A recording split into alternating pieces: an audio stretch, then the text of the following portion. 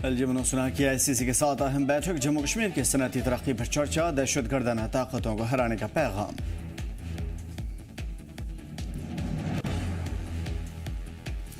बांडीपुरा में 19 साल की रोबेना का कारनामा, 1000 से ज्यादा रवायती चीजों के साथ बनाया travel museum. MLA Nizamuddin Bhatt ने किया इफ्तिताह, नौजवानों को तहजीब से जोड़ने की कोशिश।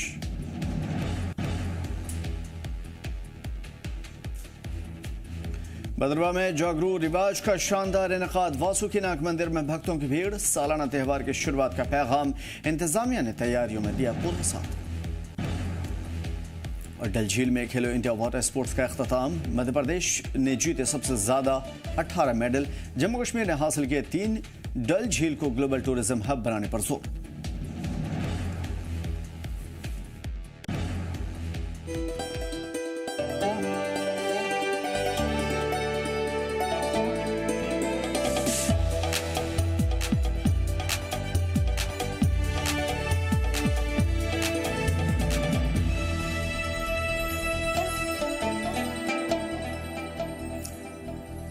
आदाब, नमस्कार। जी जम्मू कश्मीर लद्दाख देख रहे हैं आप। मैं हूं आमिर एहसन, आप सभी के साथ। वज़ीर दिफा राजनाथ सिंह आज किश्तवाड़ दौरे पर हैं और इस दौरान राजनाथ सिंह LG मनोज सिन्हा के साथ GMC पहुंचे थे, जहां जम्मू कश्मीर खासतौर पर चिश्रोती हादसे में जख्मियों का हाल चाल जाना। वहीं GMC के बाद वज़ीर दिफा राजभवन के लिए रवाना हुए, जहां सिक्योरिटी को लेकर के हाई लेवल मीटिंग की जाएगी। तो जम्मू कश्मीर का दौरा डिफेंस मिनिस्टर का बहुत ही खास है, खास इस वजह से भी कि जम्मू कश्मीर की सिक्योरिटी सूरत हाल को दुरुस्त करना वक्त की सबसे बड़ी ज़रूरत। और चिशोती किश्तवाड़ में हुए बादल फटने, क्लाउड बस्ट मामले के बाद लोगों की जो मृत्यु हुई है, मौतें हुई है, उसका आंकड़ा लगातार बढ़ रहा है, क्योंकि मलबे में फंसे हुए लोगों की लाशें निकाली जा रही है और ये तादाद दिन ब दिन बढ़ती जा रही है। ये बड़ा हादसा जिसकी वजह से 70 से ज़्यादा लाशें अब तक निकाली जा चुकी है। 100 ऐसे अफराद हैं जो ज़िंदगी और मौत की जंग अभी अस्पताल में लड़ रहे हैं। और इस अस्पताल यानी GMC का भी राजनाथ सिंह ने दौरा किया था और वहाँ के हाल चाल जाने, मरीजों से मुलाकात की और उनसे बातचीत की। उसके साथ साथ जम्मू कश्मीर के अंदर जो सिक्योरिटी की सूरत हाल है उसे दुरुस्त करने के लिए इस वक्त लगातार हाई लेवल की मीटिंग चल रही है। इस मीटिंग की सदारत करते नजर आए राजनाथ सिंह। इस मीटिंग को बेहतर अंदाज में अख्ताम करते नजर आए राजनाथ सिंह। LG मनोज सिन्हा लगातार साथ में हैं और इन दोनों मामले पर इस वक्त राजनाथ सिंह का यह दौरा काफ़ी अहम माना जा रहा है। अहम इस वजह से भी कि जम्मू कश्मीर में चंद दिनों से काफ़ी उठा पटक है, हालात साजगार नहीं हैं। एक तो कुदरती आफात, मौसम, बादल फटने या फिर लगातार हो रही बारिश की वजह से सैलाब जैसी सूरत हाल। ऐसे में एडमिनिस्ट्रेशन और सरकार दोनों बेबस है। लोगों को बेहतर अंदाज में रेस्क्यू करना, उन्हें बेहतर सेफ्टी, प्रोटेक्शन, सिक्योरिटी फराहम करना और इस तरह की जो मसाइल हैं उसके लिए एक बड़ा चैलेंज साबित हो रहा है। सेंट्रल गवर्नमेंट और स्टेट गवर्नमेंट एडमिनिस्ट्रेशन मिल करके एक साथ इन तमाम तर मसाइल से निमटने की कोशिश कर रही है और यही वजह है कि आज डिफेंस मिनिस्टर राजनाथ सिंह का यह दौरा काफ़ी अहम रहा है।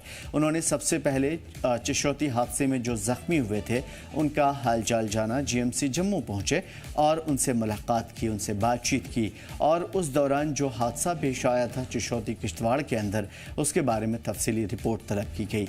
इंतज़ामिया ने और ऑफिसर्स ने उस हादसे के ऊपर तक क्या कुछ आउटपुट निकल करके आया है, कितना रेस्क्यू चलाया गया है, कितनी मदद की गई है, उन तमाम तर चीज़ों के हवाले से बातचीत हुई और उसके बाद एक हाई लेवल सिक्योरिटी का प्लान बनाया गया। जम्मू कश्मीर के अंदर सिक्योरिटी की सूरत हाल काफ़ी अहम है और उसे देखना भी।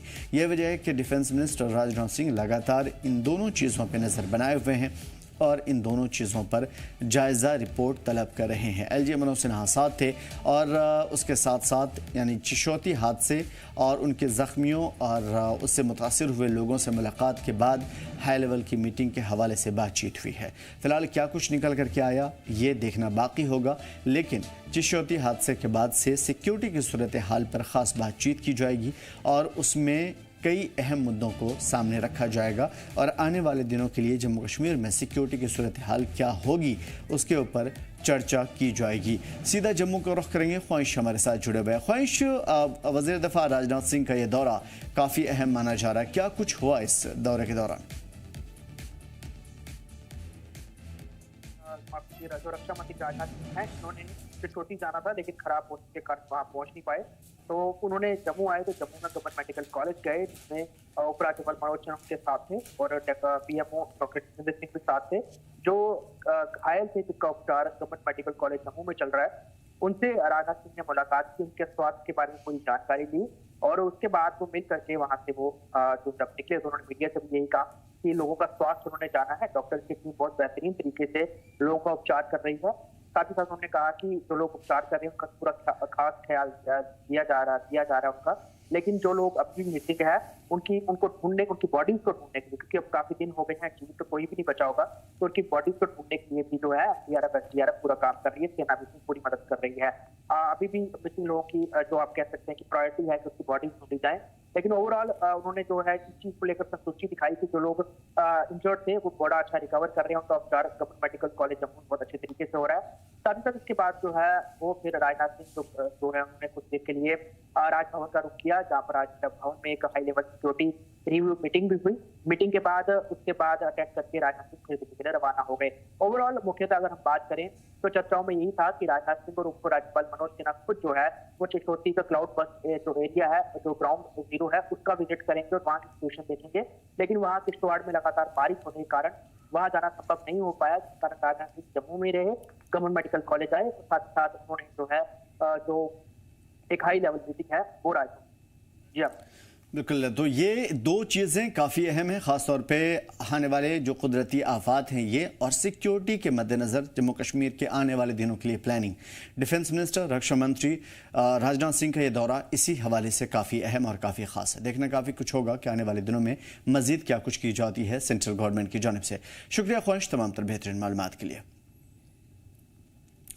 लंगेट के पेरू पेच में दर्दनाक सड़क हादसा पेश आया है। इंतजामिया की इज्तिमा के दौरान, एक प्रोग्राम के दौरान छत गिर गया था और उसके बाद यह हादसा हुआ। हादसे में 25 से ज़्यादा खातून जख्मी बताई जा रही है। बड़ी खबर इस वक्त आ रही है लंगेट के हवाले से।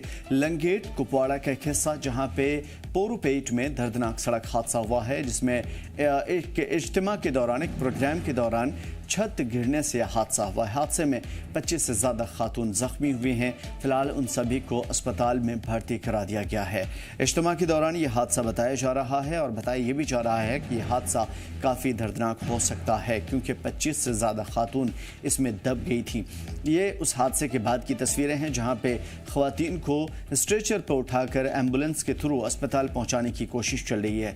मुकामी और इलाकाई नौजवानों ने फौरी तौर पर राहत बचाव के काम शुरू किए। हालांकि फौरी तौर पे पुलिस डिपार्टमेंट, सिक्योरिटी के तमाम तर इंतजाम और जितने भी यहाँ पे लोग थे आसपास में, फौरी तौर पे इमरजेंसी रिस्पांस टीम ने इस जगह में लोगों की हिफाजत के लिए फौरी तौर पे अस्पताल पहुंचाया। ज़ख्मियों के इलाज के लिए एम्बुलेंस के थ्रू उन सभी को अस्पताल पहुंचाने की कोशिश चल रही है। और ये तस्वीरें हैं उसी जगह की जहाँ पे यह प्रोग्राम हो रहा था, जिसमें काफ़ी ज़्यादा भाग दौड़ साफ तौर पर नज़र आ रही है, क्योंकि ये औरतों का एक इजलास था, एक प्रोग्राम था जहाँ पे छत गिर गई और उसके बाद कई खातून बुरी तरीके से ज़ख्मी हो गई, जिन्हें उठा करके या फिर स्ट्रेचर पर लाद करके या फिर उन्हें किसी भी तरीके से एम्बुलेंस तक लाया गया और उसके बाद अस्पताल पहुंचाया गया। देखना काफ़ी ख़ास होगा कि शदीद चोटें कितनी शदीद हैं और तकलीफ़ कितनी ज़्यादा है, या फिर क्या इसमें कोई कैजुअलिटी होती है। लेकिन हाँ, इतना ज़रूर है कि 25 खातून बुरी तरीके से ज़ख्मी हुए हैं। लंगेट के पेरूपेट इलाका जहाँ पे ये इज्तिमा हो रहा था, और ये खातून का इज्तिमा था जहाँ पे छत गिरा और उसके बाद 25 से ज़्यादा खातून ज़ख्मी हो गई।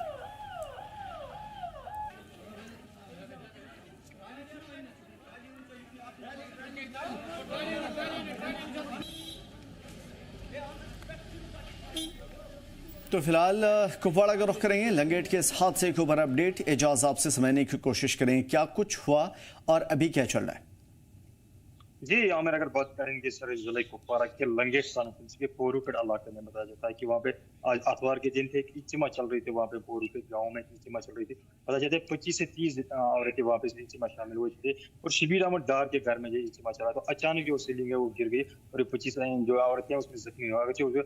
तो ये खबर फैली, जो खबरें फैली आग की तरफ फैली गई। वहाँ के जो मुकामी लोग है, चाहे देखिए पुलिस के पास वहाँ पे कुछ उनको निकालने की कोशिश करी, कुछ को चोगल में रखा गया क्या था, उसके बाद कुछ जीएमसी हंदवारा में रखा गया। पता चलता है कि वहाँ पे 25 जो औरतें थे वहाँ पे जो चीनी इज्तिमा चल रहे थे, वो जो कोलैप्स होने की वजह से वो चोटें आई थी, उनको लंगेट हॉस्पिटल या चोगल हॉस्पिटल या जीएमसी हंदवारा पहुंचाया था। वहाँ पे इनका इलाज हुआ चला। तब हमने इस बारे में सुपरिटेंडेंट डिस्ट्रिक्ट हॉस्पिटल हंदवारा से एसडीओ जो जीएमसी हंदवारा है उससे बात करने की कोशिश की। डॉक्टर एजाज उन्होंने कहा था फिलहाल तो जो यहाँ पे ये स्टेबल है, इनकी कोई ज्यादा चोटें इनको नहीं आए तो किसी को रेफर करने की कोई जरूरत नहीं है। फिलहाल तो इनको माल इलाज चल रहा है। अगर बात करें तो पुलिस या बाकी जो है और वहाँ पे रेस्क्यू टीम पहुंचे और वहाँ पे उन्होंने निकालने की कोशिश करेंगे। तो जो ही ये खबर फैली लगभग 3:30 बजे के करीब ये खबर फैली, तो आग की तरह खबर फैली, तो मुकामी लोगों ने वहाँ पे दौड़ना शुरू किया, वहाँ पे रेस्क्यू ऑपरेशन शुरू किया। उसके बाद जाएंगे कि पुलिस यहाँ बात करेंगे, जो पुलिस चौकी है वहाँ पे चौक, वो भी वहाँ पे मौके पर पहुंचे और वहाँ पे उनको बचाव कार्य शुरू की गई। और बाद में उनको वहाँ पे जो कुछ चौगुल अस्पताल में रखा गया और कुछ को जीएमसी हंदवारा में रखा है। फिलहाल ओवरऑल अगर ये कह सकते हैं कि फिलहाल तो स्टेबल है, किसी को रेफर नहीं किया गया, मामूली चोटें वहाँ पे आई है। जी हाँ, ज़ाहिर है कि ख़वातीन को बहुत ज़्यादा बड़ी चोटें नहीं आई हैं, लेकिन फिर भी एक बड़ा हादसा है जहाँ पे 25 से ज़्यादा खातून ज़ख्मी बताई जा रही हैं। बहुत शुक्रिया तमाम तरह अपडेट्स के लिए एजाज। लंगेट के फेरोपेट में दर्दनाक हादसा पेश आया जहां पे इज्तिमा के दौरान ये हुआ था। उधर जम्मू के Indian institute of integrated medicine यानी कि IIM कैंपस में उस वक्त अफरा तफरी मच गई जब तेज़ बारिश के बाद नहर का पानी अंदर घुस आया। पानी का बहाव इतना तेज़ था कि हॉस्टल का निचला वाला हिस्सा पूरी तरीके से पानी में डूब गया। कई कमरों में पानी भरा, जिसमें स्टूडेंट को काफ़ी परेशानियों का सामना करना पड़ा। हालात को काबू में करने के लिए SDRF की टीमों ने मोर्चा संभाला और राहत बचाव का काम शुरू किया। टीम ने पंप लगाकर पानी बाहर निकाला, लोगों को महफूज जगहों पर मुंतकिल किया। इंस्टीट्यूट मैनेजमेंट और लोकल अथॉरिटी लगातार हालात पर नज़र बनाए हुए हैं।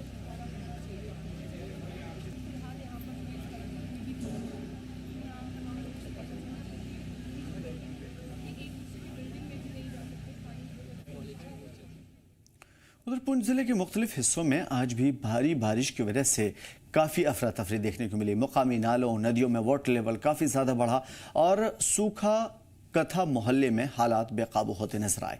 बढ़ते वाटर लेवल की वजह से कई लोग अपने घरों से निकलकर हिफाजती मकामात की तरफ चले गए हैं। मुकामी लोगों ने बताया कि पानी ने पूरे इलाके को घेर लिया है। लोगों ने ज़िला इंतज़ामिया से फौरी कदम उठाने और नालों के किनारे सिक्योरिटी फंक्शंस शुरू करने की मांग की है ताकि नुकसानात से और कटाव से बचाया जा सके।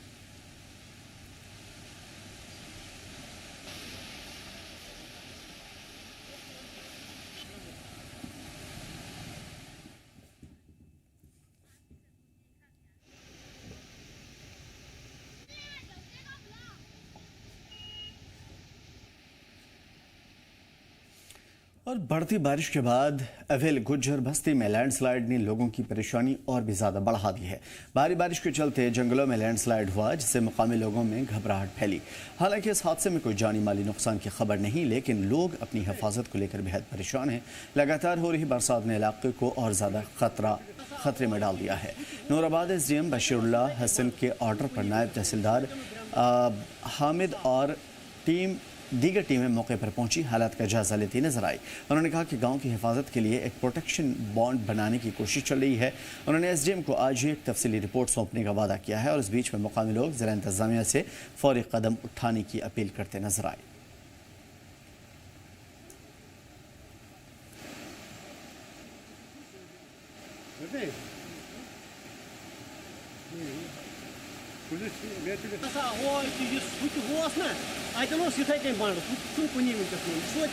जम्मू कश्मीर के रियासी जिले में बीते 24 घंटे से जारी मूसलाधार बारिश ने हालात और भी ज्यादा नाजुक बना दिए हैं। चिनाब दरिया और उसकी जो झीली नदियां हैं, छोटी छोटी झीली नदियां कहते हैं एक बड़ी नदी से निकलने वाली छोटी छोटी कैनाल्स या फिर छोटी छोटी नदियां, नहरें। तो जो झीली नदियां हैं चनाब नदी की, उसका पानी काफ़ी ज़्यादा बढ़ गया है और हालात ये हैं कि इलाकों में पानी दाखिल होना शुरू हो गया है। हालात की संजीदगी को देखते हुए रियासी पुल पूरी तरीके से अलर्ट मोड पे है। तलवाड़ा चौकी इंचार्ज रजत सैनी की अगुवाई में टीम लगातार ज़मीनी स्तर पर काम कर रही है। गाँव गाँव जाकर लोगों को आगाह किया जा रहा है। तलवाड़ा, डेरा बाबा, चिनाखा और आसपास के निचले इलाकों में हाई अलर्ट है। लोगों को साफ हिदायत दी गई है कि चिनाब दरिया या उसके किनारे बिल्कुल न जाएं। पुलिस अब माइकिंग, डोर टू डोर बेदारी और गश्त के जरिए लोगों को अपील कर रही है और महफूज जगहों पर जाने की बात कही जा रही है। बच्चों और मवेशियों को दरिया किनारे से दूर रखने की बात कही गई है। चिनाब पर चल रही तमाम वाटर स्पोर्ट्स एक्टिविटीज़ को अगले ऑर्डर तक के लिए बंद रखा गया है।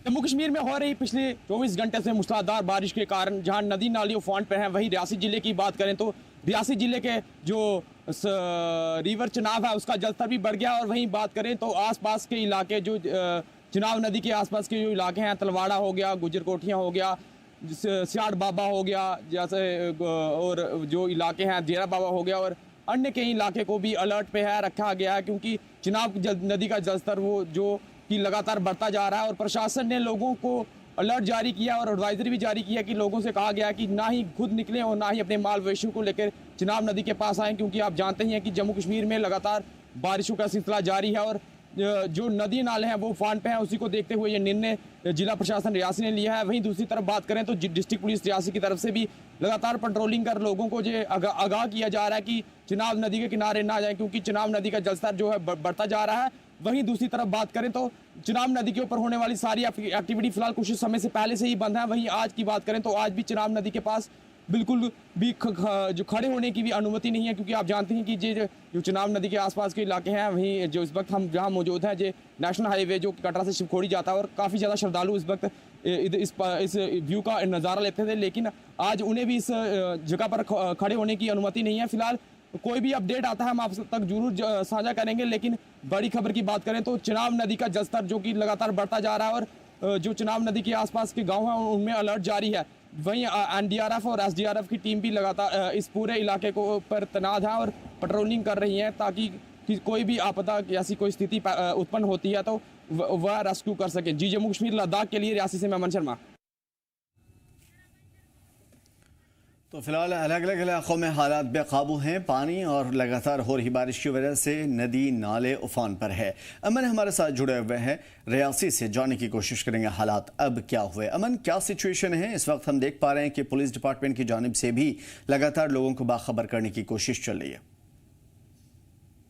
जी आमिर, आपको बताते चलें कि पिछले 24 घंटे से ही लगातार रियासी जिले में बारिश हो रही है, लेकिन अभी की बात करें तो मौसम ने करवट ली है और जो पानी का जलस्तर है वो भी फिलहाल बढ़ता दिखाई दे रहा है, क्योंकि आप जानते हैं कि जैसे ही बारिश रुकती है और जो पानी होता है वो निचले इलाकों में आता है और फिलहाल पावर स्टेशन के जो डैम है वो फिलहाल खोल दिए गए हैं। उसी के चलते हुए जो चनाब नदी का जलस्तर है वो बढ़ता जा रहा है और उसी को देखते हुए जिला पुलिस हो या जिला प्रशासन हो लगातार लोगों को एडवाइजरी भी जारी करी है और लोगों को ये बता रही है कि चनाब नदी के पास ना जाए, क्योंकि आप जानते हैं कि चनाब नदी ने अपना उग्र रूप ले लिया और लगातार चनाब नदी का जो जलस्तर है वो बढ़ता जा रहा है।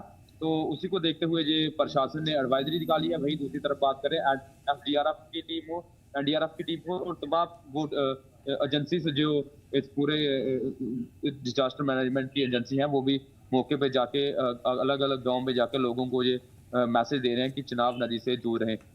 जी आमिर। अमन, क्या लोगों ने अपने घरों को खाली किया है? क्योंकि पानी का स्तर कुछ इलाकों में बताया जा रहा है कि वो इलाकाई या रेजिडेंशियल एरियाज में दाखिल हुआ है। जी आमिर, अगर रियासी की बात करें तो फिलहाल अभी ऐसा गांव की तरफ तो पानी नहीं है, लेकिन अलर्ट पे है और आने की संभावना है। अगर आज देर रात भी बारिश का सिलसिला वैसे ही जारी रहता है तो तकरीबन कल की बात करें तो ऐसा उनके घरों में नुकसान हो सकता है। फिलहाल अभी की बात करें तो ऐसी कोई घटना रियासी जिले से सामने नहीं आई है। जी हाँ, अलग अलग इलाकों में खास तौर पे जो भी माता वैष्णो देवी कटरा जाते हैं कैंपिंग के लिए या फिर खास तौर पे नदियों में इस तरह की राफ्टिंग वगैरह के लिए जाते हैं, क्या इस वक्त वो चीज़ें बैन हैं, बंद की गई है, या अभी फिलहाल इस तरह की कोई पाबंदी नहीं आई है? जी आमिर, अगर चुनाव के ऊपर होने वाली एक्टिविटी जिसकी आपने बात करी राफ्टिंग की, क्योंकि आप जानते हैं कि माता वैष्णो देवी में जो श्रद्धालु आते हैं और जो शिवखोड़ी की ओर जाते हैं तो रियासी के चनाब नदी के ऊपर होने वाली फेमस राफ्टिंग को फिलहाल पिछले कुछ दिनों से ही बंद है, क्योंकि आप जानते हैं कि मानसून के सीजन में जो NHPC Salal hydro power station है उन्होंने एडवाइजरी निकाली होती है, क्योंकि वो इस वक्त अपने जो डैम के गेट खोल सकते हैं, तो डैम के साथ ही ये इलाका है और फिलहाल वो खतरा बन सकता है। बिल्कुल बड़ी बात है। और साथ में ये भी समझेंगे आपसे, क्योंकि एग्रीकल्चर और हॉर्टिकल्चर का जो शोबा है वो काफ़ी मुतासिर हो सकता है बारिश की वजह से। क्या इस वक्त कोई प्रॉब्लम दिख रही है या फ्लड लाइक सूरत हाल दिख रही है कि ऐसी सिचुएशन कुछ बन सकती है फ्लड की, या फिर किसानों के लिए, बागबान के लिए कोई बड़ा खतरा हो सकता है इस टाइम पे? जी आमिर, अगर बात करें तो अगर ये बारिश की, जैसे आप जानते हैं कि अगले 2 दिन के लिए भी अलर्ट मौसम विभाग की तरफ से जम्मू कश्मीर में जारी कर दिया गया। वहीं रियासी की बात करें तो रियासी में भी मौसम समय समय पर बदलता जा रहा है। अगर लगातार 2 दिन बारिश रहती है तो काफी नुकसान किसानों को हो सकता है, क्योंकि बारिश से ही जो चिनाब नदी के आसपास जो किसानों ने अपने जमीन है उसको काफी नुकसान हो सकता है अगर ये बारिश का सिलसिला जारी रहता है। जी आमिर, तो अगर इस वक्त बारिश का सिलसिला जारी रहा तो मजीद परेशानियां बढ़ सकती है।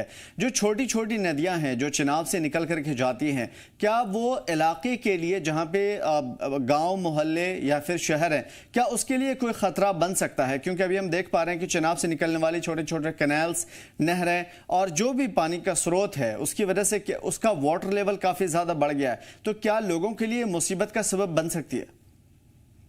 जी आमिर, जैसे कि आपने बात की, चिनाब नदी का जब जलस्तर बढ़ता है तो लोगों को काफी नुकसान तो हो सकता है, क्योंकि जो उनकी जमीनें हैं जहाँ आसपास जिन लोगों के घर है उनको नुकसान हो सकता है। और लैंडस्लाइड की वजह भी इस चिनाब नदी को माना जा रहा है, क्योंकि ये चिनाब नदी काफी गांव से होके अखनूर से होते हुए जाता है, तो उन सभी घरों को नुकसान तो हो सकता है। फिलहाल अभी तक कोई भी ऐसी खबर जिला रियासी से नहीं आई है। बिल्कुल, तो यानी कि इन नदियों की वजह से या वाटर लेवल बढ़ने की वजह से मुमकिन है कि मुश्किल आए, लेकिन अभी फिलहाल इंतजामिया अलर्ट है और लोगों को फौरी तौर पे नदी नालों से दूर रखने की कोशिश की जा रही है। बहुत शुक्रिया मैम तमाम बेहतरीन अपडेट्स के लिए।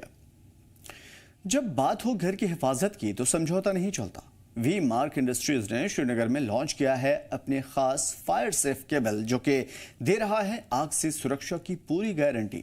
150 डिग्री तापमान झेलने वाला यह वायर अब बनेगा कश्मीर के हर घर की सेफ्टी की नई दीवार, नई पहचान। देखिए खास रिपोर्ट।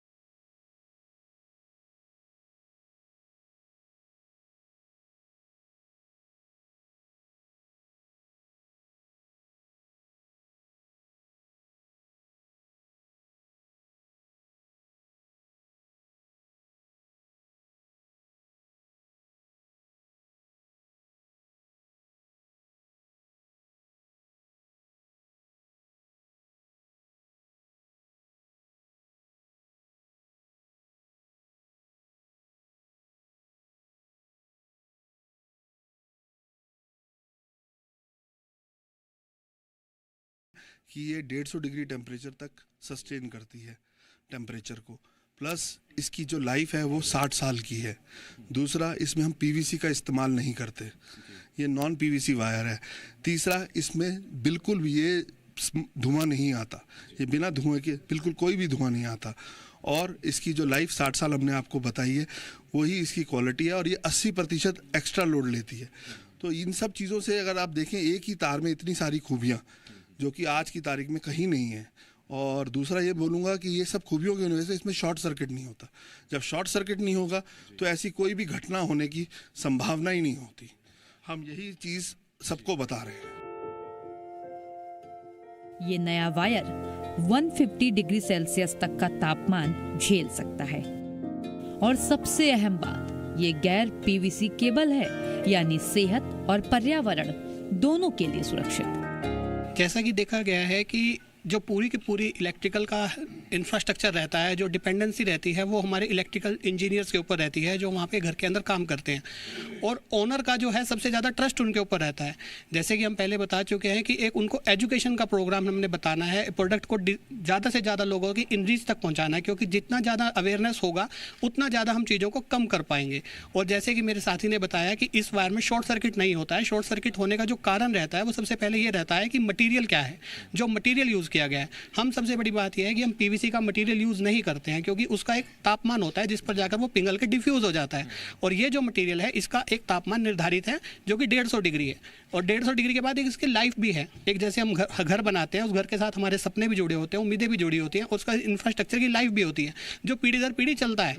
तो यही हमारी वायर की खूबसूरती है, जो 60 साल की वायर है, जिसके अंदर हमने एजुकेशन प्रोग्राम के थ्रू, इलेक्ट्रिशियंस मैनेजर्स के थ्रू हमने उनको स्प्रेड करना है ताकि अच्छे से अच्छा बेहतर डिसीजन वो ले सकें और बेहतर डिसीजन में अपनी लाइफ को सेव कर सके, प्रॉपर्टी को सेव कर सके।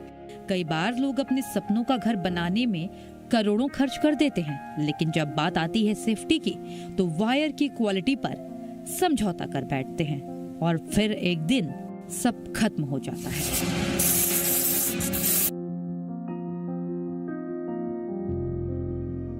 देखिए, जैसे अभी अनुराग जी ने बताया और हमने आप सबको प्रेजेंटेशन दी कि ये वायर सिर्फ और सिर्फ 150 डिग्री नहीं, लोड कैपेसिटी इसकी बाकी वायरों के कंपैरिजन में बहुत ज़्यादा है। तो क्योंकि आजकल हमारे घर में गैजेट्स बहुत ज़्यादा होते हैं, एसी भी चल रहा होता है, गीज़र भी चल रहा होता है, एयर फ्रायर भी चल रहा होता है, सो उन सब को मिटिगेट करेगा, उन सब के कारण जो शॉर्ट सर्किट की जो संभावनाएं होती हैं, जो इश्यूज़ बनते हैं, उनको ज़ीरो कर देगा। और इसीलिए यही हमारा क्लेम है कि हमारी वायर, क्योंकि इसमें PVC नहीं है, ये नो शॉर्ट सर्किट वायर है, इसमें आग नहीं लगती। और यही हमारा क्लेम है कि हम आपको भारत की सबसे सेफ वायर प्रोवाइड करवा रहे हैं। और जैसे आपने कहा कि अभी 30 करोड़ की प्रॉब्लम हुई, घर प्रॉपर्टी का नुकसान हुआ, तो घर में सबसे इम्पोर्टेंट चीज़ यही होती है, एक आग लगती है और पूरा घर 2 मिनट में खाक हो जाता है। तो ये हम पॉसिबिलिटी बिल्कुल ही ज़ीरो कर रहे हैं इस पर्टिकुलर वायर से। अब वक्त है बेहतर चुनने का, क्योंकि सुरक्षा कोई ऑप्शन नहीं, जरूरत है। वीमार्क का फायर सेफ केबल, हर घर की हिफाजत, हर सपने की सुरक्षा। जब बात हो हिफाजत की तो समझौता कैसा? ब्यूरो रिपोर्ट, जी मीडिया।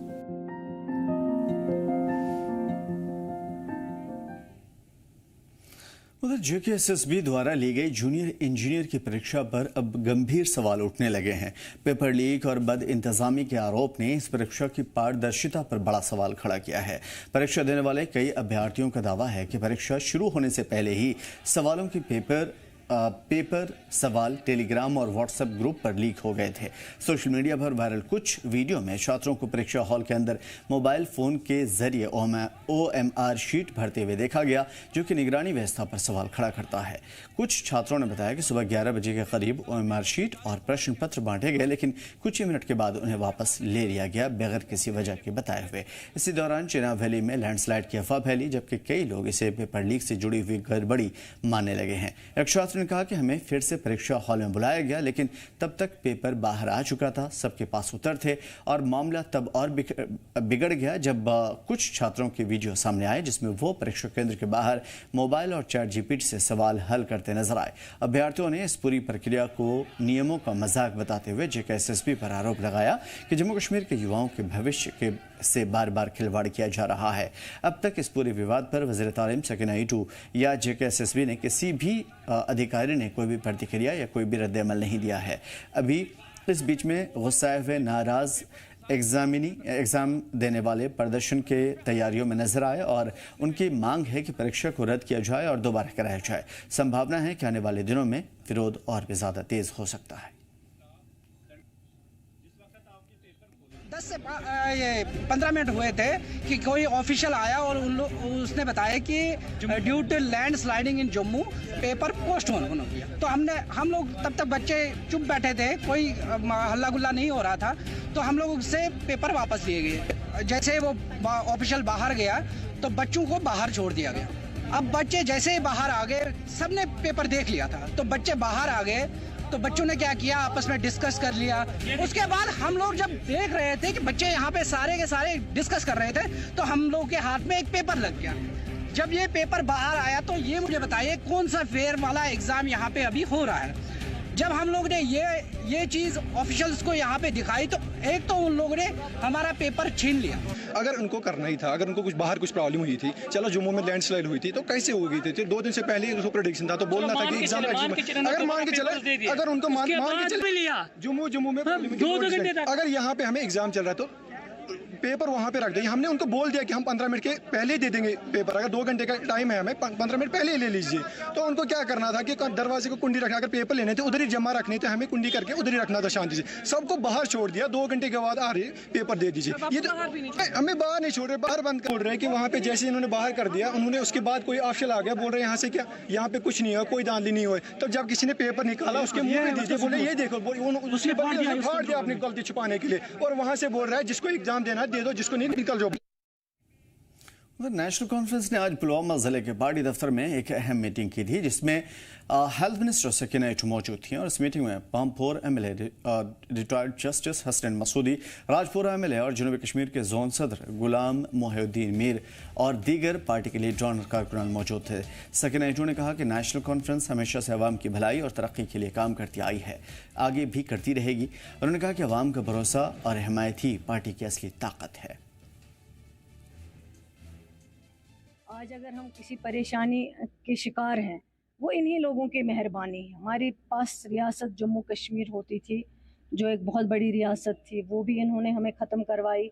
हमारे पास स्पेशल स्टेटस था, वो भी इन्होंने ख़त्म करवाया। हमारे पास हमें ज़मीनों का हक़ था, हमारे पास हमें नौकरियों का हक़ था, वो सारी चीज़ें इन्होंने छीन ली हैं। और लोगों ने इनको रिजेक्ट किया हुआ है, क्योंकि इन्हीं लोगों ने बड़े भाई की बात की, इन्हीं लोगों ने दूध और टॉफ़ी की बात की, इन्हीं लोगों ने बहुत कुछ कहा है उस टाइम पे जब हमारे सारे विकार, आइडेंटिटी, शनाख्त सब कुछ ख़त्म हो गया है। तो अब इन लोगों को तो करना ही है, क्योंकि लोगों ने इनको ऑलरेडी रिजेक्ट किया हुआ है। लोगों के इनके ड्रामा से वाकिफ़ हैं जम्मू कश्मीर के लोग। और पुलवामा जिला हेडक्वार्टर पर इंडियन आर्मी के 55 RR की पहल से ज़रूरतमंदों के लिए मुफ्त मेडिकल सर्विस मुहैया कराने के लिए एक मुफ्त मेडिकल और इंक्यूपंक्चर कैंप का एहतमाम किया गया था। इस कैंप के दौरान करीब 300 मरीजों की इंक्यूपंक्चर तकनीक से इलाज किया गया। साथ ही मरीजों की हेल्थ चेकअप करके मुफ्त दवाइयां तकसीम की गई। मुफ्त मेडिकल कैंप में आए हुए मरीजों ने इस बेहतरीन पहल के लिए इंडियन आर्मी का शुक्रिया अदा किया और मुस्तक़बिल में भी ऐसे कैंप मुनक़िद कराने की उम्मीद जताई।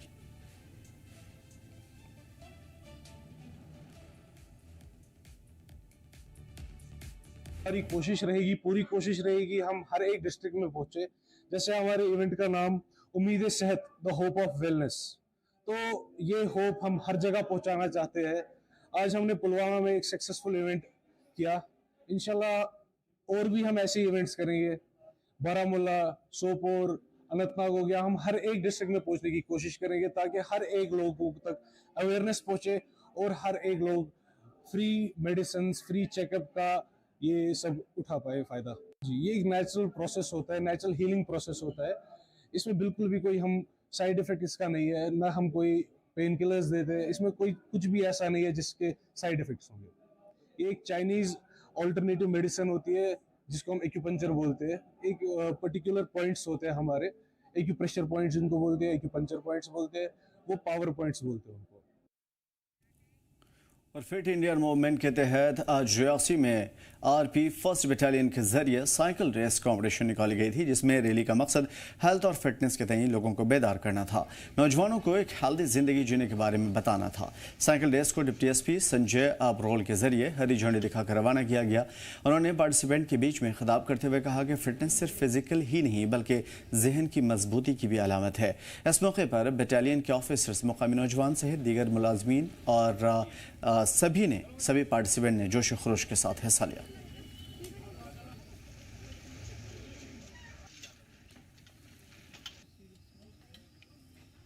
फिजिकली अगर हम फिट रहेंगे, एक्टिव रहेंगे, तो हमें मेंटली टेंशन नहीं होगी, तनाव दूर होगा और हम और आगे बढ़ेंगे।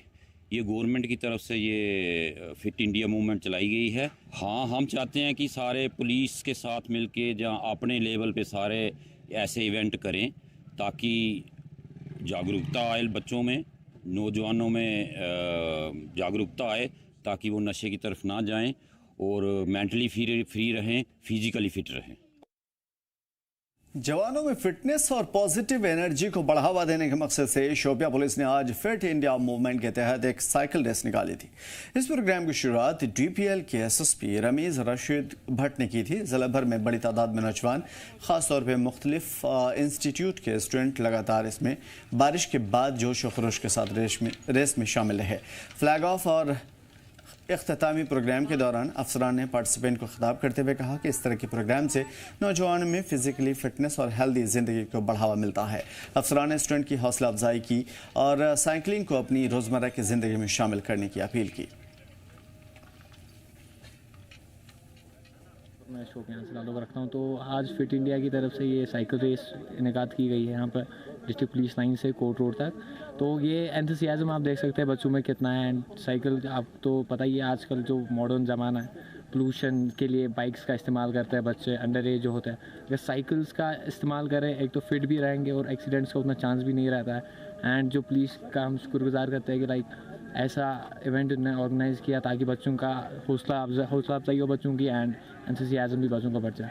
तो हम तो बहुत आ रहा है यहाँ पे, आप देख सकते हैं खुद ही बहुत मज़ा कर रहे हैं बच्चे। तो अभी तो स्टार्ट नहीं हुई, देखते हैं क्या होता है आगे। शोपियां जिले के डीगम गांव के गुज्जर कम्युनिटी के गांव में एक बड़ा मामला पेश आया। दरअसल कम्युनिटी के 40 में से 40 भेड़ें नामालूम लोगों के जरिए चुरा ली गई। रिपोर्ट के मुताबिक सुबह के वक्त में जब चरवाहे अपनी मवेशियों के साथ चराने गए थे तो उन्होंने चरागाह से भेड़ें गायब देखी और इस चोरी ने उन परिवारों को गहरे सदमे में डाल दिया, क्योंकि रोजी रोटी का वाहिद जरिया यही होती है। पशुपालन पर ही इनकी जिंदगी चलती है। मुतासिरा परिवार ने इंतजामिया और पुलिस से अपील की है कि इस मामले में तरजीह बुनियाद पर फौरी तौर पर जांच करे और जानवरों को फौरन बरामद कराए।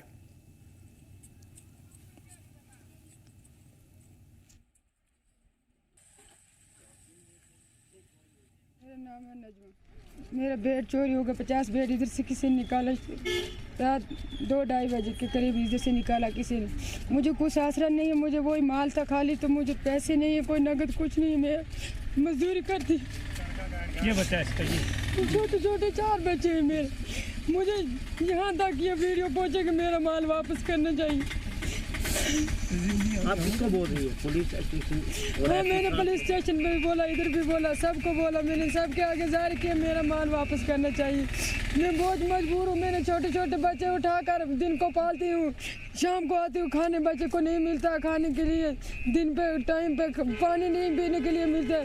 वो माल आज किसी ने चोरी लिया, हम क्या करेंगे? किस तरह क्या रखजार पे चलाएंगे? अपने क्या काम करेंगे? रेमू स्कूल के साथ रहता है, बेचारे गरीब मस्कीन है। इनका 50 भेड़ रात को चोरी हो गया। हम सब पुलिस को, एसपी साहब को और एसएचओ साहब को बोलते हैं कि जल्दी से जल्दी इनका माल किसी जगह में बरामद करके और सीसी कैमरे जो भी है वो चेक किए जाए। इनके छोटे छोटे बच्चे हैं जो मेरे पास खड़े हो जाएंगे, आ जाओ बच्चे, जिनको यही बेचारे करते हैं, उसी माल का करते हैं और इनका कोई गुजारा भी नहीं। सर, हम सबसे गुजारिश करते हैं कि जहाँ तक ये हमारी वीडियो जाएगा, जहाँ भी वो भेड़ आए पकड़ेगा, उसको वे चोर जल्दी से जल्दी अरेस्ट होना चाहिए। उधर अनंतनाग जिले के काजीगुंड वाक़े गुरुद्वारे में प्रकाश पर्व के मौके पर एक मेगा प्रोग्राम का एहतमाम किया गया था और अनंतनाग कुलगाम खालसा ड्राइवर एसोसिएशन की तरफ से ये प्रोग्राम था, जिसमें कश्मीर के मुख्तलिफ हिस्सों से सिख कम्युनिटी के मेम्बरान बड़ी तादाद में शामिल हुए। प्रोग्राम में अक़ीदतमंदों ने इलाके की शांति, खुशहाली और भाईचारे की दुआ की। प्रोग्राम में कीर्तन और लंगर किया गया था। मीडिया से बातचीत करते हुए सिख कम्युनिटी के मेम्बरान ने कश्मीर में पुरअमन माहौल के लिए शुक्रिया अदा किया।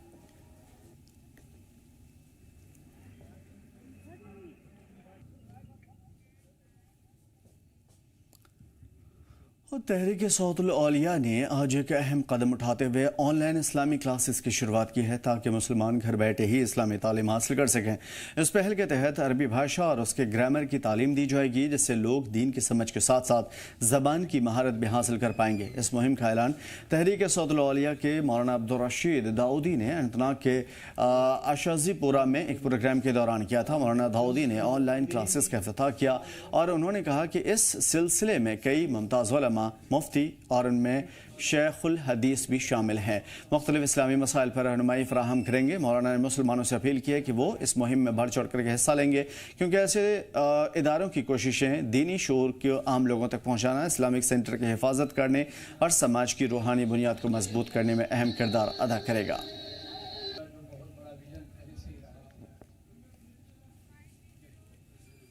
हम उन तलबा को मदरसों में नहीं बुला सकते हैं, दरसगाहों में नहीं बुला सकते हैं। हम चाहते हैं कि वो अपने घर बैठे इस अहम काम और इस अहम मिशन और इस अहम इल्मी मूवमेंट का फ़ायदा हासिल कर सकें। इसके लिए हमने, क्योंकि जो तलबा दुनियावी तालीम से वाबस्ता रहते हैं उनको लगता है कि हम दीनी तालीम हासिल नहीं कर पाएंगे, इस गैप को इन स्टूडेंट्स के अच्छे मशावरत से, और इनका बड़ा अच्छा विजन है अल्हम्दुलिल्लाह, तो इन्होंने एक अच्छा प्रोग्राम बनाया। उस गैप को हम ख़त्म करना चाहते हैं कि जो हमारे स्टूडेंट समझते हैं कि हम दुनियावी मुरवजा तालीम में मसरूफ़ है तो ये कैसे पढ़ पाएंगे, तो उनकी आसानी के लिए हमने ये प्रोग्राम शुरू किया ताकि वो घर बैठे दीनी तालीम से, दीनी उलूम से रोशनास हो जाएंगे। और करगिल के घुमा इलाके में वाक़ तारीख़ी खानका आज भी लद्दाख की रूहानी, तहजीबी और समाजी विरासत की ज़िंदा मिसाल है। हालांकि अब ये इमारतें मरम्मत की मोहताज हो चुकी हैं। वक्त के साथ इसकी पुरानी इमारतें ख़राब हो रही हैं, इसलिए मुकामी लोगों ने और तंजीमों ने इसे ठीक कराने की ज़रूरत पर जोर दिया है।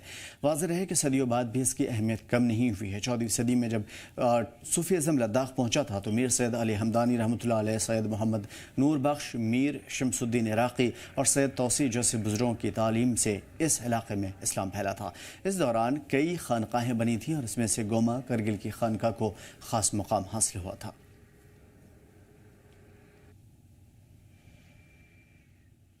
तो नाजरीन, इस वक्त मैं गोमा करगिल के एक खानका में मौजूद हूँ जो काफ़ी वक्त से यहाँ पे मौजूद है और जिसमें बहुत सारे लोग अपनी मन्नतों को लेकर यहाँ पे आते हैं और कहा यह जाता है कि लोगों की मन्नतें भी इस में आके पूरी होती हैं।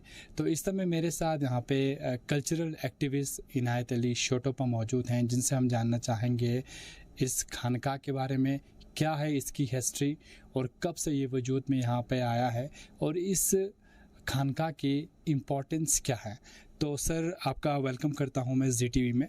तो जैसे कि अभी हम यहाँ पे मौजूद हैं, कहा जाता है कि काफ़ी पुराने वक्त से ये खानका दरगाह यहाँ पे मौजूद है, तो क्या कहना चाहेंगे आप? Thank you Firoz.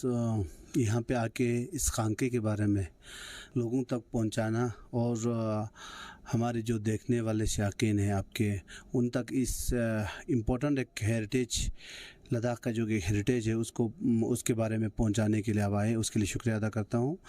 ये जो खानका है इसका रिटन कोई हिस्टोरिकल एविडेंस है नहीं, मगर कहा जाता है, जो हमारे बुज़ुर्ग हैं वो कहते हैं कि ये बरू खानका जो हमारा था, जो शाह हमदान के पीरियड में यहाँ पे बना था, उस खानके के साथ साथ यहाँ पे बना है।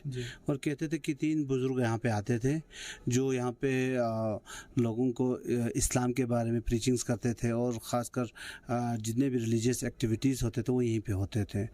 तो कहा जाता है कि यहाँ पे जो इस जगह को चुना गया और इसमें लोग कहते हैं कि इसका जो क़िबला वाला साइड है, जो हमारा नॉर्थ साइड होता है, वो मौजज़तन उसका आधा दीवार बना हुआ था।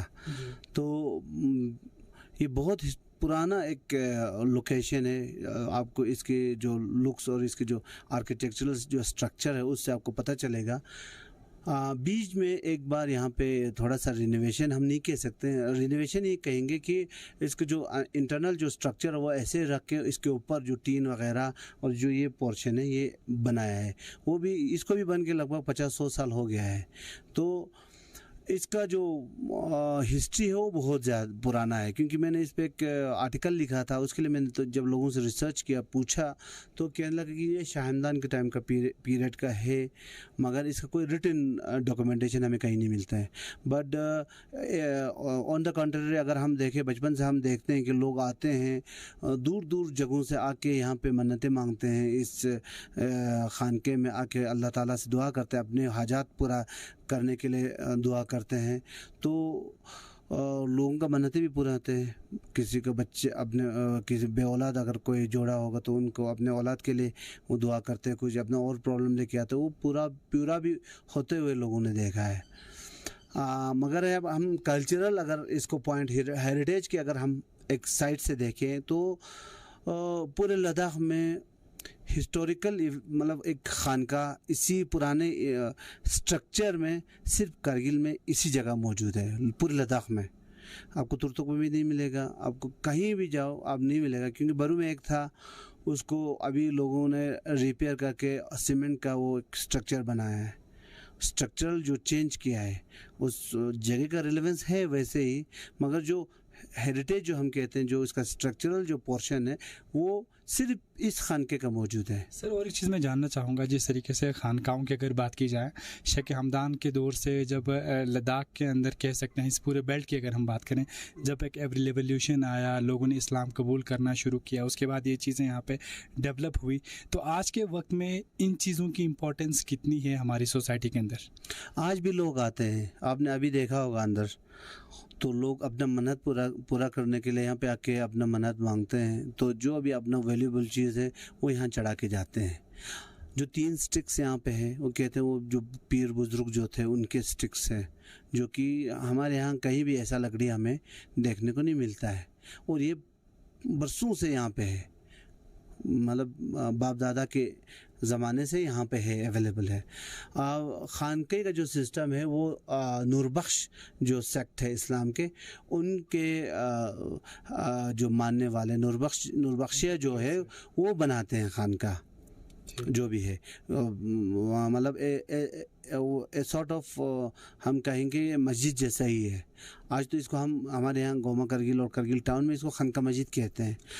अब इस चीज़ का इम्पोर्टेंस कितना इम्पोर्टेंट होगा आप ये देख सकते हैं कि करगिल टाउन जो है ये हमारे शिरक से जो है, हम जहाँ से हमारा चुंगी शुरू होता है, नो एंट्री, वहाँ से लेकर चंगचिक जो हमारा जो अभी बस स्टैंड है वहाँ तक पूरा एरिया, जिसमें हमारा आता है शिलिक से, काको शिलिक से हमारा 10 देथंग आता है, हमारा बल्टी बाज़ार आता है, हमारा चांचिक आता है, हमारा आबागरुंग आता है, हमारा लंगकोर आता है, हमारा गोमा कारगिल आता है, पिशु आता है हमारा।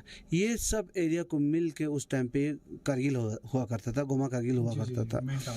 हाँ, करगिल हुआ करता था। तो गोमा कारगिल इस जगह को कहते हैं क्योंकि ऊपर है। और जो भी पहले ज़माने में इस एरिया का जो डिसीजन होता था, क्योंकि पानी का सोर्स एक ही है, तो मेन इरिगेशनल जो पानी डिस्ट्रीब्यूशन का, या हमारे यहाँ पहाड़ों में घास छोड़ने का एक टाइम होता था, घास लोग काटते नहीं थे, एक टाइम होता था उसमें, उस टाइम पे काटता, वो सब डिसीजन यहाँ पे होता था, डिसीजन मेकिंग सारा चीज़ यहीं पे होता था। आज भी कुर्बान जो होता है हमारा, जो कुर्बानी का जो ईद होता है, उस दिन जो भी कुर्बानी करते हैं लोग घर पे, उसको यहाँ पे आके ला के पूरे इलाके में हर मोहल्ले से लाते हैं, अभी भी ला के यहाँ पे ला के फिर नमाज़ पढ़ते हैं, नमाज़ पढ़ने के बाद यहाँ से ही डिस्ट्रीब्यूट होके जाते हैं। तो इस चीज़ का एक सेंट्रल इम्पोर्टेंस हमारे सोसाइटी में भी है। इससे पता चलता है कि ये कितना इम्पोर्टेंट जगह है, कितना इम्पोर्टेंट इसका हमारे ज़िंदगी में था पहले से और अभी भी है। तो नाज़रीन, इस वक्त हम यहाँ पे खानकाओं की बात कर रहे हैं, स्पेशली लद्दाख के, और लद्दाख के अंदर ये काफ़ी पुराना खानका है। तो क्या एडमिनिस्ट्रेशन की तरफ से रेनोवेशन की अगर हम बात की जाए, बात करें इन्हें सब, क्योंकि काफ़ी पुराना है, स्ट्रक्चर काफ़ी पुराना है, इसके रेनोवेशन के हवाले से क्या कभी एडमिनिस्ट्रेशन से कुछ बात हुई है कि इसको फर्दर आगे किस तरीके से हम डेवलप कर सकते हैं इस तरह की चीज़ों को लद्दाख के अंदर?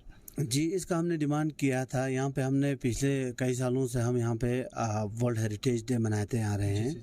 जो कारगिल में वर्ल्ड हेरिटेज डे जो मनाना शुरू किया था, वो मेरा एक इनिशिएटिव था और यहीं से शुरू हुआ था। तो उस टाइम पे भी हमने डिमांड रखा था कि इस चीज़ का एक फेसलिफ्ट होना चाहिए। फेसलिफ्ट इन द सेंस ये नहीं कि हम इसको मिटाएंगे, नहीं, कि इसका प्रोटेक्शन हो, थोड़ा इसको और इसका ये अट्रैक्टिव लगे और इसको फेसलिफ्ट करे। यहाँ से कुछ आइडियाज़ हमने दिया है। तो हमारे जो कारगिल के टाउन के काउंसलर हाजी अब्बास साहब, उन्होंने रिसेंटली यहाँ पे हमने फिर वर्ल्ड हेरिटेज डे जब प्रोग्राम किया था, उस टाइम उन्होंने कहा कि वो प्रोजेक्ट अप्रूव हुआ है कारगिल डेवलपमेंट प्रोजेक्ट के अंदर। शायद इसमें 1-2 करोड़ यहाँ पे सेंक्शन हुआ है। अभी पता नहीं किस तरह वो लोग कर रहे हैं। वहाँ जो भी होगा, मतलब हमारे कंसल्टेशन के साथ ही होगा। जो एक्सपर्ट्स है कल्चरल हेरिटेज रेनोवेशन में, जो कल एक्सपर्ट्स होते हैं, उनके कंसल्टेशन में ही होगा करके उन्होंने वादा भी किया, सीसी साहब ने वादा किया है। तो उम्मीद रखते हैं कि एक अच्छा ये हमारा हेरिटेज जो साइट है वो यहाँ पे प्रिजर्व रहे, फर्दर हमारे नेक्स्ट जनरेशन के लिए एक यहाँ पे देखने के लिए, हिस्ट्री को जानने के लिए एक जगह मुयस्सर हो, उस चीज़ के लिए हम कोशिश कर रहे हैं।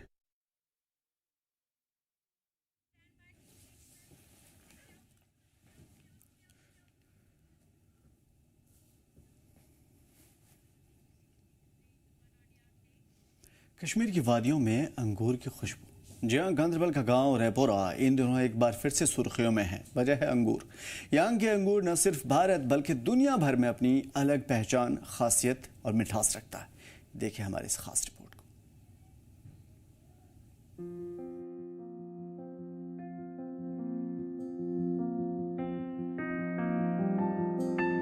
कश्मीर की जन्नत में बसा रेपोरा गांव, और ये है वो अंगूर जिनकी पहचान अब ग्लोबल हो चुकी है। यहाँ के अंगूर सिर्फ मीठे और खूबसूरती में ही नहीं बल्कि साइज में भी बेमिसाल हैं। कश्मीर यूँ तो अपनी खूबसूरती के लिए दुनिया भर में मशहूर है, लेकिन सिर्फ यहाँ के पहाड़, आबशार, यहाँ का मौसम ही खुशगवार नहीं है बल्कि यहाँ के जो बागात हैं वो भी काफ़ी काबिल ज़िक्र है। पूरे साल अगर हम देखें तो मुख्तलिफ़ किस्म के फल जो है इन बागातों से निकलते हैं। इस वक्त मैं रेपोरा इलाके में मौजूद हूँ। ज़िला गांदरबल में ये पड़ता है और रेपोरा इलाका जो है इसे ग्रेप्स विलेज ऑफ कश्मीर के नाम से जाना जाता है, क्योंकि पूरे कश्मीर में जैसे अंगूर इस इलाके में मिलते हैं ऐसे कहीं नहीं मिलते। हिस्टोरिकल सिग्निफिकेंस भी है, रूहानियत का असर भी है। यहाँ के मकामी लोग जो हैं वो ये मानते हैं कि शाह सादिक कलंदर रहमतुल आला साहब की जो ब्लेसिंग्स है वो इस इलाके को मिली हुई है, इस इलाके के जो अंगूर है उनको मिली हुई है, इसलिए यहाँ के जो क्वालिटी है अंगूरों की वो काफ़ी बेहतर है। अगर इंटरनेशनल स्टैंडर्ड की मैं बात करूँ तो जो एक अंगूर का दाना होता है उसकी जो स्टैंडर्ड रखा गया है 4 से 5 ग्राम रखा गया है, लेकिन इस इलाके में जो अंगूर उगाए जाते हैं उस अंगूर के एक दाने की जो वज़न है वो 14 से 15 ग्राम होता है। वहीं अगर हम देखें कि हिस्टोरिकल सिग्निफिकेंस की बात करूं, महाराजा गुलाब सिंह जो थे उनके जो मिलिट्री जनरल थे राय बहादुर राजा जनयक सिंह, वो एक बार इस इलाके में आए थे, इस इलाके का दौरा किया था और यहाँ के अंगूर ने उनको इतना ज़्यादा फैसिनेट किया था, इतने ज़्यादा पसंद उनको ये अंगूर आए थे कि उन्होंने यहीं पर रहने का फैसला किया, यहीं पर अपना मकान बनाया और यहीं पर वो रहने लगे। रेपोरा में अंगूर की खेती महाराजा हरि सिंह के दौर में शुरू की गई थी और आज भी यहाँ साहिबी, हुसैनी और थॉमसन जैसी बेहतरीन किस्में उगाई जाती हैं, जिनकी डिमांड मुल्क से लेकर मुल्कों के पार तक है। इलाके की खासियत ये है कि यहाँ पे अंगूर सबसे ज़्यादा वादी में सबसे ज़्यादा यहीं पे उगाया जाता है। कौन कौन सी किस्म अंगूर के में यहाँ पे बहुत से अक़साम हैं अंगूरों के, जिसमें सरीफ़िस्त, साहिबी है, हुसैनी है, किशमिश है, अनाबशाही है, रबी है, मीन्स के मुख्तलिफ़ किस्म के अक़साम होते हैं यहाँ पे उगाए जाते हैं। जो ये अंगूर का पैदावार है मुझे बचपन से इसी के साथ हो गया। मैंने पढ़ा तालीम 1979 में मैंने छोड़ दिया, मैट्रिक मैंने किया, तो नौकरी वोकरी मैंने नहीं की क्योंकि मैंने इसी के साथ की। शुक्र अल्लाह ताला का कि जितना पैसा मैं नौकरी में कमाता हूँ उससे ज़्यादा मैं यहाँ ही कमाता हूँ। तो यहाँ 600 साल पहले मगल जब शेख आलम यहाँ आया था उस वक़्त, उससे पहले भी ये ईरान से आई थी यहाँ, तो उसके बाद यहाँ हमारे जाद अजदाद ने मगल इसकी पैरवी की और उस वक़्त से आज तक अंगूर यहाँ हर वक्त दस्याब होता है। रेपोरा के अंगूर सिर्फ यहाँ की मिट्टी और मौसम की देन नहीं बल्कि यहाँ के लोगों की रूहानी जुड़ाव और मेहनत की मिसाल है। यहाँ के कुछ मकामी किसान हमारे साथ मौजूद हैं जिन्होंने अपनी पूरी ज़िंदगी इन्हीं बागातों में ही काम किया है। आप मुझे बताइए आपका नाम क्या है और इस इलाके की खूबी बताइए, ख़ास तौर पर यहाँ पर जो अंगूर मिलते हैं उनकी खूबी क्या है? गुलाम अहमद बाबा रोजान सुबह रेपोर वाला यह गोडनिकस नंबरस पर वनकस कराल बागस वाला ऑप्शन तम सात ये वालान दश यह हार्टिकल्चर यह रेपोर बाला तो कराल बाग रलान बराबर सेम तो सेम। रोजगार सारे खुद बेहतर ये सान बचन सन मलिस तम दिस पे बचन दिवान पढ़ पन रोजगार असल पे चलान। हार्टिकल्चर अम पे दुत तम लकड़ी डख लकड़ी डख दिमो दित बावर वावर तथ मज गई कामयाब, फसल तक मिल असल, मगर तथ मज कोर हार्टिकल्चर सपोर्ट घर वाले पानस तम शिस्तर मगर घर वाले कोर सठा सपोर्ट यम असल कर सान लुकन खतर बेहतरीन कर। देखिए कश्मीर में बात कर रहे हैं और ये कह रहे हैं कि ये जो काम है ये इनके ख़ानदान में सदियों से चला आ रहा है, इनके बाप दादाओं के ज़माने से काम चला आ रहा है और पीढ़ी दर पीढ़ी जो है इसी तरीके से आगे बढ़ता जा रहा है और अब ये विरासत जो है ये अपने बच्चों को भी सिखा रहे हैं। दूसरी तरफ हॉर्टिकल्चर डिपार्टमेंट का भी काफ़ी ज़्यादा सहयोग है इसमें। आप मुझे ये बताइए कि जो मौसम इस वक्त हम देखते हैं, इस साल का मौसम बहुत ज़्यादा ऊपर नीचे रहा, गर्मी बहुत ज़्यादा, बारिशें बहुत ज़्यादा, उसका इस फसल पर क्या असर पड़ा है? तम रूद से नुकसान वारिया नुकसान यह गो अलावे पहनस तिकाज यह पे 2-3 लट पे रूद उल्ट पे तम गो नुकसान वारिया। तो वह पे खुदा सुंद दिन अत हेको चैलेंज कर यह खुदा सुंद निज़ाम अत क्या हेको कर बाकी फसल तह असल तो चलान तसल मार्केट तसल तो यम चीज़ सारी असल तिक अत मज कह पोतई ग मार्केट अ सोरे ये नान पे और योर दिन कह ये पन नान ये। देखिए बता रहे हैं कि मौसम की हम खास तौर पर बात करते हैं तो इस साल जो बारिशें हुई और बेवक्त की जो बारिशें हुई उससे इस फसल पर जो है असर ज़रूर पड़ा है। और सबसे ज़रूरी बात ये भी है कि यहाँ के जो अंगूर हैं ये कहीं बाहर नहीं जाते बल्कि यहीं कश्मीर के लोकल मार्केट्स में जो है वो बिकते हैं। हर सीजन में सैकड़ों टन अंगूर यहाँ से मुल्क भर और बैनुल अक़वामी मार्केट तक पहुँचते हैं। यही वजह है कि रिपोरा अब कश्मीर के एग्रीकल्चर मैप पर एक ब्रांड बन चुका है। कश्मीर की वादियों का वो गांव जहाँ की मिट्टी ने ऐसे अंगूर उगाए जो दुनिया के लिए मिसाल बन चुके हैं। ये कहानी बताती है कि अगर मेहनत और जुनून हो तो छोटी सी जगह भी दुनिया के नक्शे पर बड़ी पहचान बना सकती है। कि यहाँ के अंगूर मशहूर हैं और इसकी जो नज़र, इन अंगूरों पे जो नज़र है दुनिया की इस पे नज़र रहेगी। और आज 600 साल के बाद ये बात साबित होती है क्योंकि यहाँ पर इंटरनेशनल जो लोग हैं, हस्तियाँ हैं, हॉर्टिकल्चर से जो वाबस्ता रखती हैं वो यहाँ पर पहुँचती हैं और उन्होंने ये देखा है कि इंटरनेशनल स्टैंडर्ड जो है उसको यहाँ के अंगूर जो है वो एक्सीड करते हैं। तो यहाँ के फ़िज़ाओं में, यहाँ के बागों में, यहाँ के पेड़ों में हमें रूहानियत असर देखने के लिए मिलता है। यहाँ पर आप देख सकते हैं कि अंगूरों की काफ़ी ज़्यादा इकसाम जो है वो आपको देखने के लिए मिलेंगी और इसमें जो सबसे अव्वल आती है, जो सबसे बेहतरीन है वो साहिबी है, जो ये वाली अंगूर होती है जिसमें थोड़ा सा सुर्खपन होता है। इसके अलावा यहाँ पर हुसैनी भी है जो पूरी ग्रीन होती है लेकिन काफ़ी ज़्यादा मीठी होती है।